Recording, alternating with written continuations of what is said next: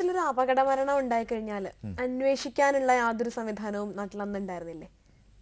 ഇപ്പോൾ ഇന്നത്തെ കാലത്താണെങ്കിൽ ഇന്നത്തെ കാലത്ത് അന്വേഷണം എന്തിനാണെന്നറിയാമോ? ഈ ഉദ്യോഗത്തിൽ നിന്ന് വിരമിച്ച ജഡ്ജിമാർക്ക് വേറൊരു പണി കൊടുക്കാൻ വേണ്ടി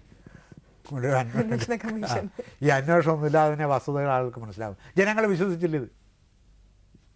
ആദ്യം പോയി അവിടെ നിന്ന് ജനങ്ങളെല്ലാവരും കൂട്ടക്കരച്ചിലും തന്നെത്താനടിയും ഒക്കെ ഉണ്ടായി. അത് കഴിഞ്ഞപ്പോൾ ഇതിങ്ങനെ സംഭവിക്കാനൊക്കെ ഇല്ലോ.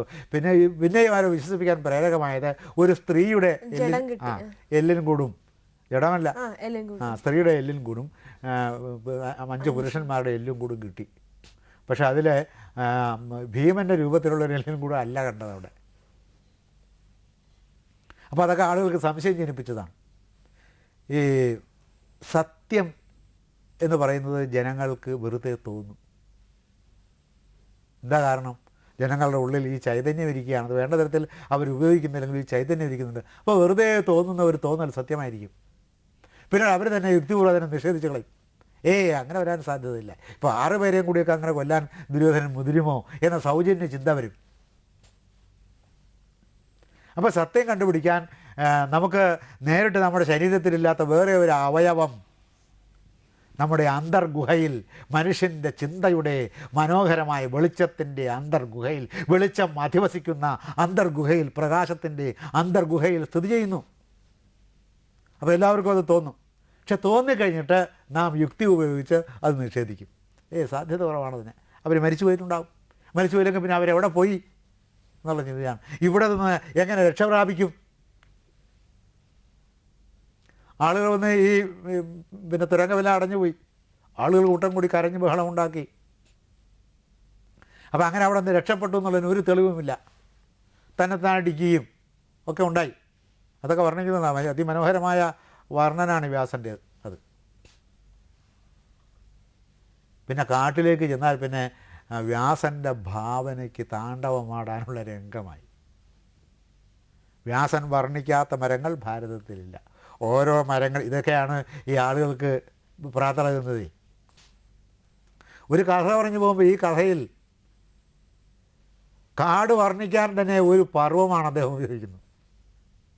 അതിൻ്റെ ഇടയ്ക്ക് കൂടി ഇങ്ങനെ മനുഷ്യൻ്റെ ജീവിതം കടന്നു പോകുന്നുണ്ടെന്ന് മാത്രമേ ഉള്ളൂ. കാട്ടുവള്ളികളും കാട്ടുചെടികളും കാട്ടുപൂക്കളും കാട്ടുജന്തുക്കളും കാട്ടിലെ പക്ഷികളും കാട്ടിലെ ഇഴജന്തുക്കളും എല്ലാം പെരുക്കി അങ്ങ് വർണ്ണിക്കുകയാണ്.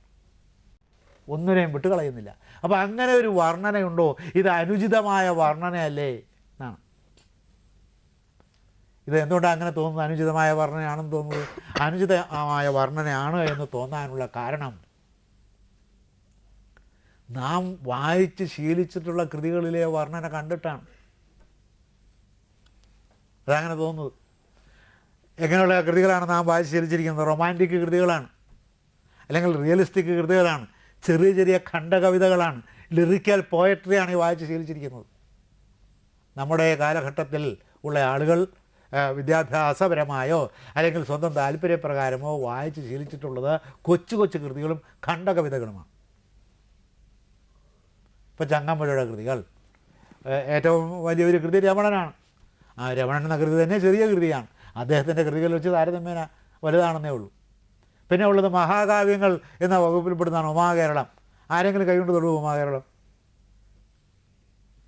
ജീവിതത്തിൽ കൊതിയുള്ള ഒരുത്തൻ അത് കൈവയ്ക്കില്ല. സ്വാമിയുടെ വർണ്ണന കാട് കയറിപ്പോകുന്ന വർണ്ണനയുള്ള കൃതിയാണത്. കൃതിക്ക് ഒരു മനോഹാരിത്വം ഉണ്ടില്ലെന്നൊന്നും പറയാനൊക്കില്ല. അദ്ദേഹം ഈ ദ്വിതീയാക്ഷരപ്രാസം, സജാതീയ ദ്വിതീയാക്ഷരപ്രാസം ദീക്ഷിക്കാൻ വേണ്ടി അദ്ദേഹം കെടുന്ന പാടും നമുക്ക് അതിൽ നിന്ന് മനസ്സിലാകും. പക്ഷെ അതൊക്കെ കലാപരമായി തന്നെ നിർവഹിച്ചിട്ടുണ്ട്. അദ്ദേഹത്തിൻ്റെ കവിത്വം അതിൽ പീലി വിരിച്ച് നിന്ന് ആടുന്നുണ്ട് എന്ന വസ്തുതയാണ്. അപ്പോൾ ഇതൊക്കെ വായിച്ചാണ് ഈ വലിയ കൃതി പോലും വായിക്കാൻ. ഇപ്പോൾ വള്ളത്തോളിൻ്റെ ചിത്രയോഗം എന്ന് പറയുന്ന മഹാകാവ്യം വായിച്ചവരാരുണ്ടാകും? മലയാളം ഐച്ഛികമായിട്ട് പഠിക്കുന്ന കുട്ടികൾ പോലും അതിൽ നിന്ന് ഏതെങ്കിലും ഒരു സർഗം പഠിക്കാനില്ലെങ്കിൽ അത് കൈകൊണ്ട് തൊടാൻ പോകുന്നില്ല. ഇങ്ങനെ ലൈബ്രറി ചെന്ന് നോക്കുമ്പോൾ ചിത്രയോഗം ഇരിക്കും, ഉടനെ തിരിഞ്ഞു കളയും. പിന്നെ എന്തെടുക്കും? സാഹിത്യമഞ്ജരി എടുത്ത് ഭാരത സ്ത്രീകളവൻ ഭാവ അശുദ്ധി അതെടുത്ത് വായിക്കും. ഭക്തിയും വിഭക്തിയും അതെടുത്ത് വായിക്കും. കൊച്ചു കൊച്ചു കവിതകൾ, എൻ്റെ ഗുരുനാഥൻ ഗാന്ധിജിയെക്കുറിച്ച് ഒരുപാട് കവിതകൾ എഴുതിയിട്ടുണ്ട് അദ്ദേഹം. അതെടുത്ത് വായിക്കും, പെട്ടെന്ന് വായിച്ചു തീർക്കാം. കാര്യം കവി ഉദ്ദേശിച്ചൊന്നും പിടികിട്ടില്ലെങ്കിലും അതിൻ്റെ ഉപരിപ്ലവമായിട്ടുള്ള കാര്യങ്ങൾ വള്ളത്തോൾ ഉദ്ദേശിച്ചത് പിടികിട്ടുന്ന ആളുകൾ വളരെ ചുരുക്കമായിരിക്കും, അല്ലാത്തത് പിടികിട്ടും. കുമാരനാശൻ്റെ കൃതികളായാലും അദ്ദേഹത്തിൻ്റെ ബാലരാമായണം ഉണ്ടായത് വായിച്ചിട്ടുണ്ടാകും. അതിമനോഹരമായ കൃതിയാണ്. കുട്ടികൾക്ക് വേണ്ടി അദ്ദേഹം രാമായണം എഴുതിയിരിക്കുകയാണ്, പൂർണ്ണമായിട്ടില്ല. അപ്പോൾ അതിനിടയ്ക്ക് വേറെ പണികൾക്കൊക്കെ എഴുന്നേറ്റതുകൊണ്ട് അദ്ദേഹത്തിന് അത് പൂർണ്ണമാക്കാൻ സാധിച്ചിട്ടില്ല. ദുരവസ്ഥ തന്നെ ആര് വായിച്ചു തീർക്കും? അപ്പോൾ നീണ്ട കൃതികൾ വായിക്കുകയില്ല. അപ്പോൾ കൊച്ചു കൊച്ചു കൃതികളിലെ പ്രകൃതി വർണ്ണന ശീലിച്ച അനുവാചകന്മാരാണ് വല്ലപ്പോഴും സൗകര്യം കിട്ടുമ്പോൾ മഹാഭാരതം എടുത്ത് നോക്കുന്നത്. അപ്പോൾ നെടുങ്കൻ വർണ്ണനകൾ കൊടുക്കുകയാണ്, പ്രപഞ്ചത്തെ ആവിഷ്കരിക്കുകയാണ്.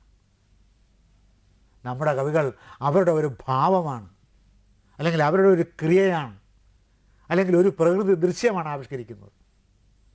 ഇതങ്ങനെയല്ല ആവിഷ്കരിക്കുന്നത്. പ്രപഞ്ചത്തെ ആവിഷ്കരിക്കുകയാണ്. ബ്രഹ്മാവ് യഥാർത്ഥ സൃഷ്ടികർത്താവിനോടാണ് മത്സരിക്കുന്നത്. ബ്രഹ്മാവ് ചെയ്തു വെച്ചതുപോലെ ഒരു പ്രപഞ്ചമുണ്ടാക്കാനാണ് ഇദ്ദേഹം ബ്രഹ്മാവിനെയാണ് ഈ വെല്ലുവിളിക്കുന്നത്. രചനയിൽ, സൃഷ്ടിയിൽ, സർഗത്തിൽ. സാധാരണ ആളൊന്നുമല്ല, യഥാർത്ഥ പ്രപഞ്ച സൃഷ്ടാവിനെ. അത് ആനന്ദവർദ്ധനൻ പറയും, അപാരേ കാവ്യസംസാരേ കവിരേവ പ്രജാപതി. അപാരമായ കാവ്യപ്രപഞ്ചത്തിൻ്റെ പ്രജാപതി, സൃഷ്ടാവ് കവി തന്നെയാണ്. അങ്ങനെ പ്രജാപതിയായിട്ടിരിക്കുകയാണ്. മഹാഭാരതത്തിൻ്റെ പ്രജാപതിയായിട്ട് ഈ പ്രപഞ്ചത്തിൻ്റെ സമാന്തരമായൊരു പ്രപഞ്ചത്തിൽ എന്തൊക്കെയുണ്ടോ അതൊക്കെ മഹാഭാരതത്തിലുണ്ട്. അതൊരു അത്യുക്തിയാണെന്ന് ചിലപ്പോൾ തോന്നാം. അത് മഹാഭാരതം, നാം മഹാഭാരതത്തിന് നമ്മളെ വിൽക്കണം. അല്ല, തോന്നുമ്പോൾ ഏതെങ്കിലും ഒരു ഭാഗം എടുത്ത് വിതർത്ത് നമുക്ക് വായിച്ചാൽ പോരാ. മഹാഭാരതത്തിൻ്റെ ആത്മാവിന് നാം നമ്മളെ വിറ്റിട്ട് മഹാഭാരതത്തിൻ്റെ അകത്ത് വീണ് അതിൻ്റെ ആസ്വാദനത്തിൽ കിടന്ന് മരിക്കണം.